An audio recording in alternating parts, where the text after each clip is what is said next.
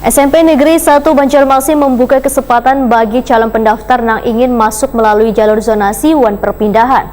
Penerimaan peserta didik baru sistem online melalui jalur zonasi wan perpindahan ini akan dibuka mulai 15 Juni 2023. Sedangkan kuota yang disediakan bagi siswa baru jalur zonasi sebanyak 128 orang, wan perpindahan sebanyak 13 orang.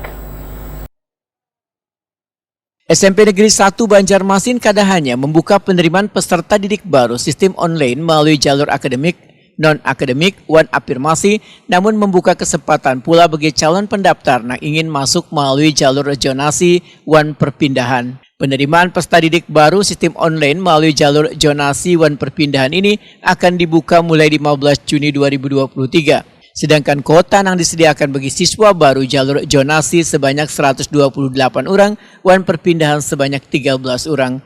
Demikian dipedakan Ketua PPDB 2023 SMP Negeri 1 Banjarmasin Nurul, Wayatakuni Prima TV Baisukan Senin 12 Januari 2023. Menurut Nurul, di SMP Negeri 1 Banjarmasin untuk penerimaan siswa baru jalur zonasi sebanyak 50% dengan memperhitungkan jarak tempat tinggal calon pendaftar dengan sekolah. Untuk jalur perpindahan ujian Nurul diberlakukan beberapa syarat, salah satunya calon pendaftar benar-benar lulus dari sekolah di luar dari Banjarmasin serta harus ditandai dengan adanya surat tugas pindah domisili.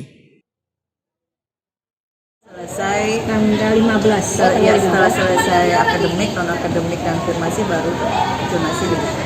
Zonasi dan perpindahan orang tua. Kalau perpindahan orang tua ini offline. Oh, sistem offline. Karena data anak kan belum ada di sini. Oke. Kalau perpindahan orang tua itu maksudnya orang tua dari luar kota pindah ke Banjarmasin. Anaknya itu boleh. Tapi dengan syarat anaknya sekolah masih di luar kota, bukan di dalam kota Banjarmasin. Jadi boleh kayak gitu. Iya, kan orang tuanya bekerja mau pada mau. Itu perpindahan atau daftar baru bahasanya? Kalau di sini nanya perpindahan orang tua, tapi anaknya mendaftar sebagai siswa baru. Tapi dalam masuk sistem perpindahan orang tua, bukan zonasi.